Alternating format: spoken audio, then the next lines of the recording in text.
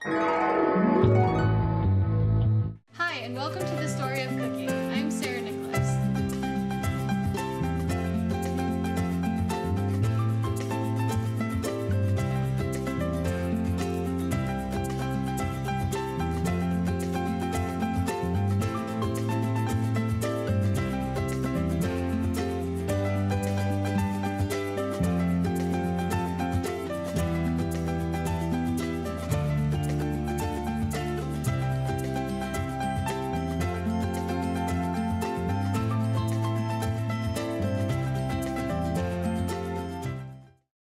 Hi, and welcome to the Story of Cooking. I'm Sarah Nicholas.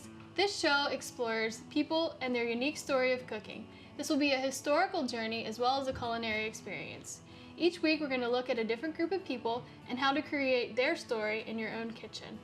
You don't have to be a 4-star chef, but you have to have a passion for cooking and a love for history, and you can create these stories in your own home.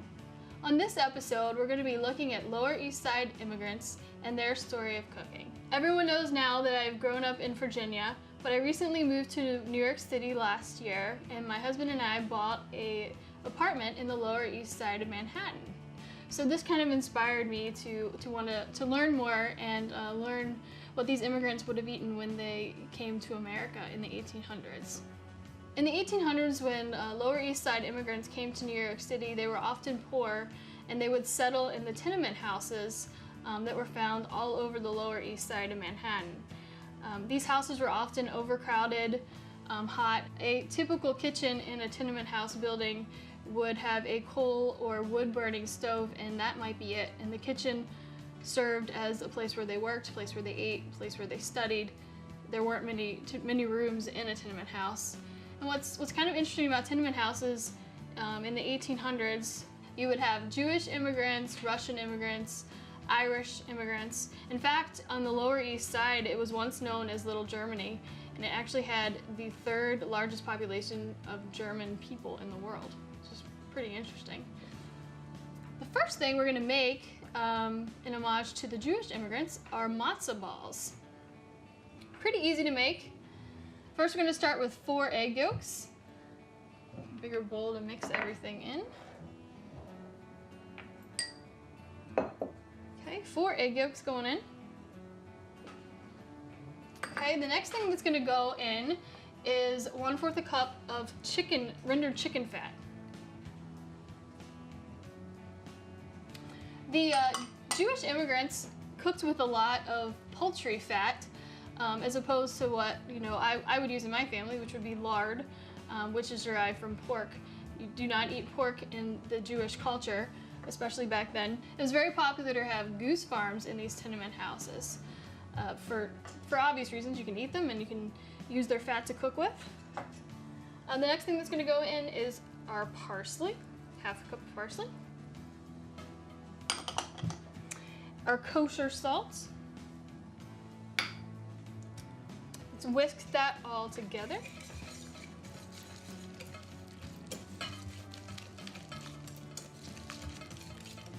Okay, then we're gonna add our matzo meal. Stir that in. And matzo meal is just crushed matzo crackers. You can find these a lot of places, in the Lower East Side especially. You can't throw a rock without hitting a Jewish market or a Jewish deli from where I live in the Lower East Side, and they're great. Their food is so good. My favorite place is actually this Jewish deli / butcher shop down the street, and you can get the best rotisserie chickens there. I've never had a better rotisserie chicken, and I've had rotisserie chicken in France, so that's saying a lot. Okay, the last thing that goes into these are the 4 egg whites from our egg yolks. We separated them. Always save your egg whites for another purpose. All right, so we're gonna whip these until they get to a stiff peak, and then we're gonna fold them in.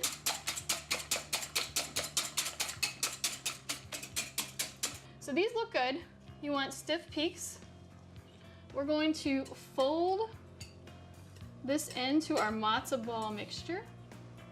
So like I was saying, this the Lower East Side still has a heavy Jewish population, and there's still many, many, many Jewish-run businesses.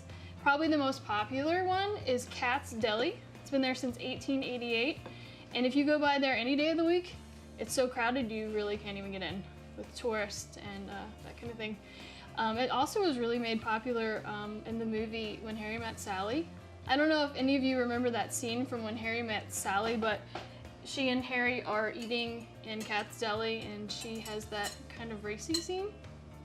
I'll let you guys figure that out in When Harry Met Sally. So that kind of made Katz's Deli famous as well. There's also the oldest Veal bakery in the United States there. That is just down the street from my house. So there's a lot of really good Jewish places to visit. All right. You don't want to like mix it too much because you want it to still be fluffy. Okay. Just fold. A lot of wrist action. Okay. So we are going to take a spoon and we're going to drop it into our stock, the little matzo balls. You can make them as big as you want. In fact, Katz's Deli makes huge matzo balls. Because I am not a matzo ball expert, I'm gonna make them about the size of golf balls. You drop them into your simmering stock. And the goal is, because of the egg whites, it should be fluffy and light. It kind of reminds me of when I was in culinary school, we did mousseline, which is actually whipped meat. But it's kind of the same kind of concept. You whip the egg whites and you drop them in simmering consommé if you're doing the French way. But you want them to be light and fluffy. They don't take long. Let's turn this heat up a little bit.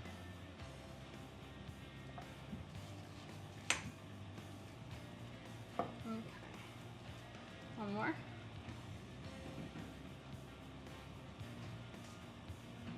So again, immigrants to the Lower East Side would have wanted to take their own food traditions with them because it was a little taste of where they came from. One of the traditions that definitely was popular to this day and in the tenement houses was the idea of eating fish on Friday nights. That's from the European tradition, still continue today.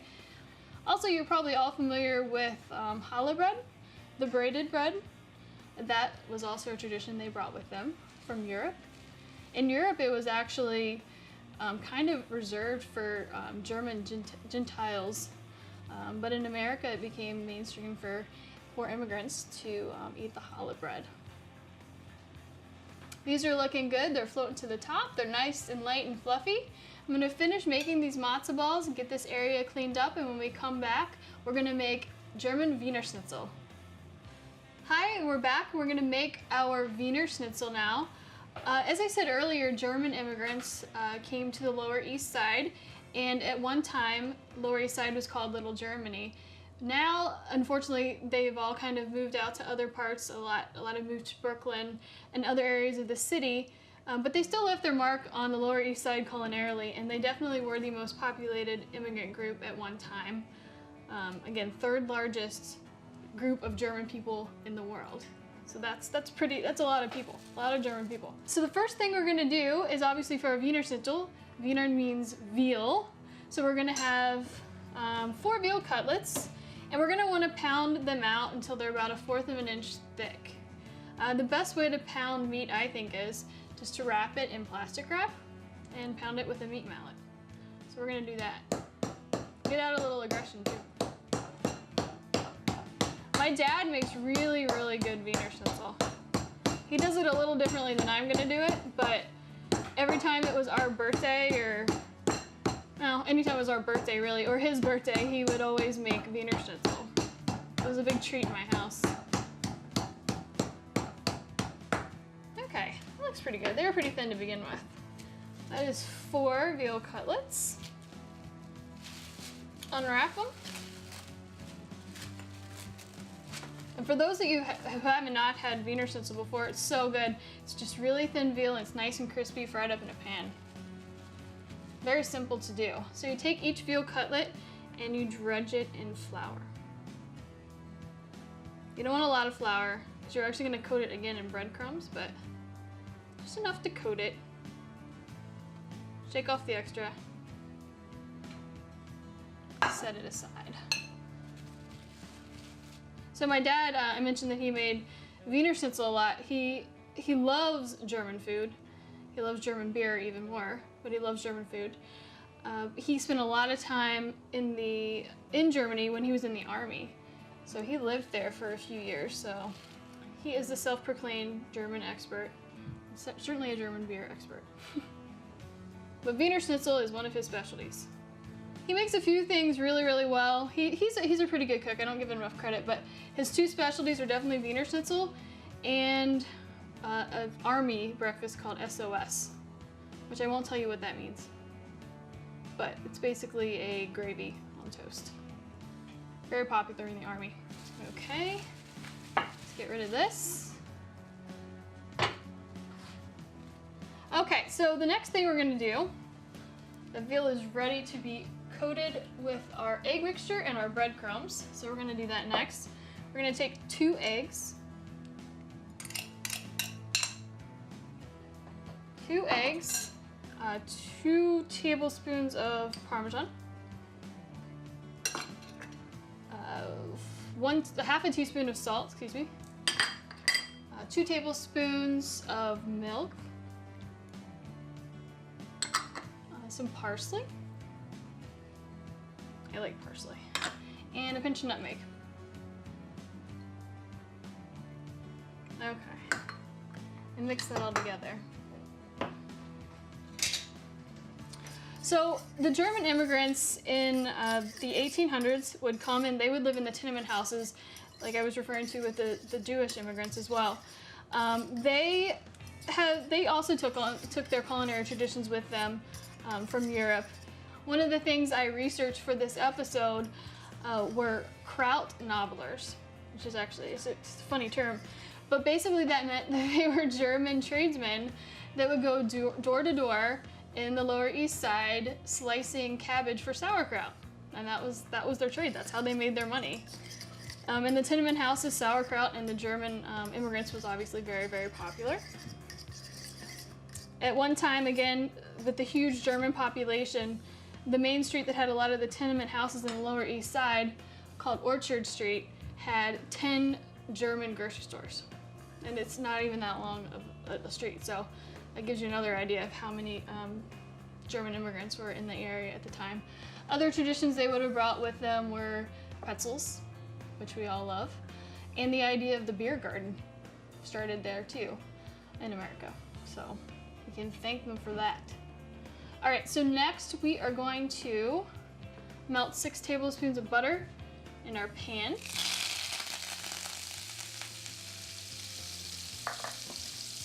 This is what we're gonna fry our Wiener Schnitzel in.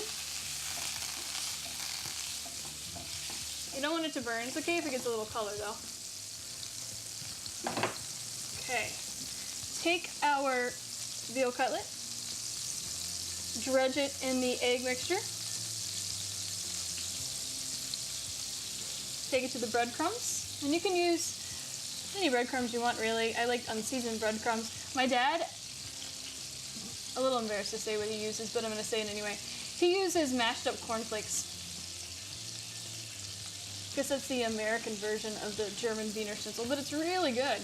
Alright, let's give that a second. So you want this really hot, sizzling in the pan, so when this hits it, it cooks fast and it gets crispy.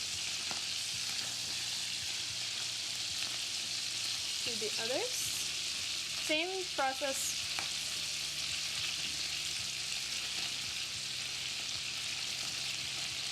And it won't take long. You do need to flip them as soon as they're crispy on one side. Good. All right, I think we can fit one more in there.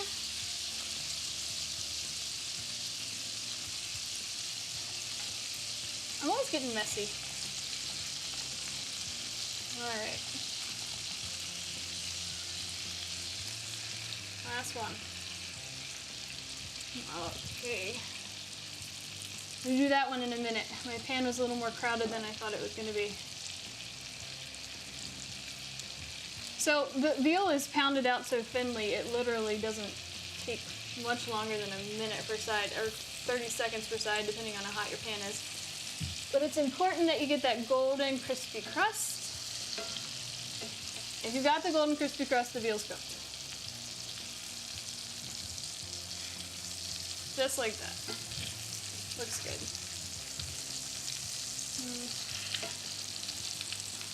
Okay, these are looking good. Give them a flip. Another 30 seconds more on the other side. I'm gonna finish this last one and get this area cleaned up, and when we come back, we will make our Chinese dumplings. Okay, now we're back and we have everything set up to make our Chinese dumplings. The Chinese certainly have made their impact on the Lower East Side.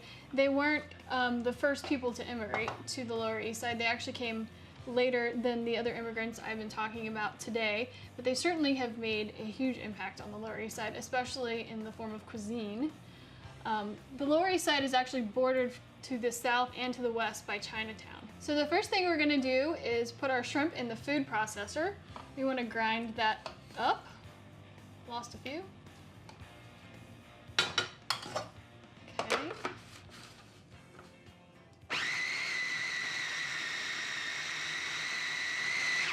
All right, looks good. I'm gonna grind it up because this is gonna be one of the main components of our pot sticker filling, or Chinese dumpling filling, excuse me. Okay, let's just set this aside for a second. We're gonna do the same thing to our ground beef. We have 1 pound of shrimp, 1 pound of ground beef.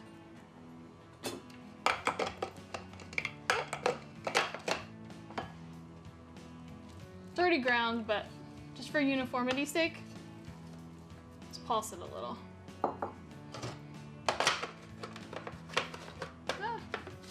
Struggling today. Okay.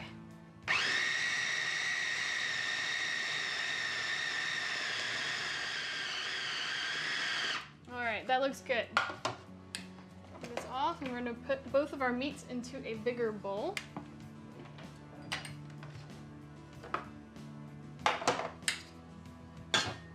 Got a lot of things going on here. Okay. Meat into a bowl. Ground beef.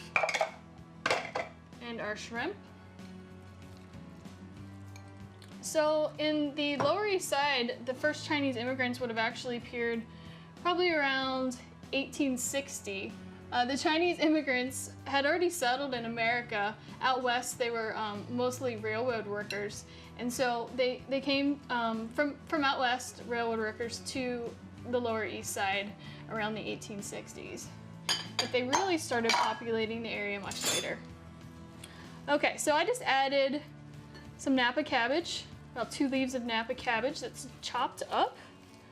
To that I'm gonna add some scallions, about one bunch of scallions, also chopped.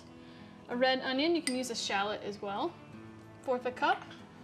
We have some soy sauce, some ground ginger. Definitely staples in Asian cooking. Sesame oil. Sesame oil is very strong. You don't have to use a lot. It packs a lot of punch. A pinch of sugar and some kosher salt. Smells good. I love the smell of ginger. All right, so you're just gonna mix all of that together. This is your filling. Looks good. You got the shrimp, you got the beef, you got those Asian flavors working in there. Cabbage is also a very common Asian ingredient. So in New York City, my favorite place to go for dumplings is right down the street. It's called Prosperity Dumpling. They have the best dumplings in New York City, hands down. So good.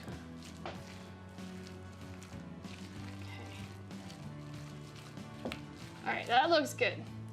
Next step, you're gonna take your dumpling wrapper. We have over here. Let me wipe my hands down real fast. Your dumpling wrapper. Have a little cup of water. See you in a second. And that's it. So to make our dumplings, we are going to take one wrapper at a time. Take a spoon. Try to get a spoonful that has everything in there. And just put a little in the dumpling and wet the edges with your finger so it sticks to itself. Fold over. Just like that. Not as good as prosperity dumplings, but it'll taste good. So I'll do a few for you. You can put anything in a dumpling as well. There are a lot of dumpling houses in New York City, and they put all sorts of things in there. I like one with a lot of meat. It's just my personal favorite.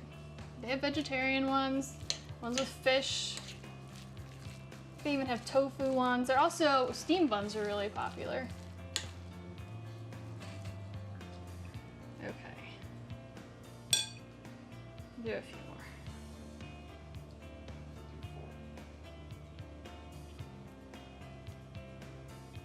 Okay, I'm gonna do one more. And get those in the pan. Oop, sorry. One more, seal that one up. I'm gonna put oil in a hot, medium-high heat pan. You're gonna brown them on one side. Put a little oil in the pan.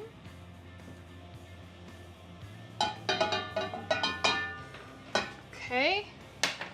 Let that heat for a second. You know oil's hot when it starts to ripple.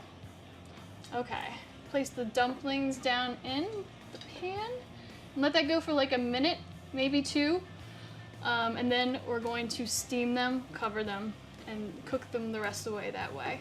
So we got our dumplings in our pan, browning on one side. So the Lower East Side today is different than it was back when the immigrants first came. It's actually taken on a very modern gentrification, if you will, in the mid-2000s. It's full of upscale boutiques and fine dining. But the thing I really like about the Lower East Side and why I chose to live there was that it still maintains its heritage and its culture and where it came from, which I find very, very cool. And it's still got that gritty city vibe too. So all I did was add water. We're gonna cover it and let that steam for about 5 to 7 minutes until they're cooking the filling through. And then we're gonna take the cover off when the water's almost steamed out, and we're gonna flip them, brown them on the other side, and they'll be ready to serve. So while that's happening, I'm gonna get this area cleaned up, and when we come back, we'll have all of our 3 dishes plated. Okay, we're back, and we have all 3 dishes plated. Your Lower East Side immigrant-inspired meal. We have the matzo balls and the nice broth, chicken stock broth. They're nice and fluffy. They've got the herbs in there, looking good. And these are our Chinese dumplings. We finished steaming them again for about 5 to 7 minutes.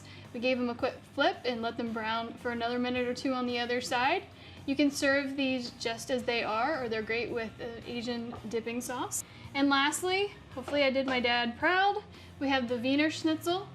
And it's really good served with the juices that's left in the pan after you're frying. Pour them over, and then always good with a slice of lemon. Squeeze that on top as well. Some people like to eat it with mustard, your choice entirely. It's even great just as it is. Thank you for joining me on this chapter of the Story of Cooking. I'm Sarah Nicholas. I'll see you next time.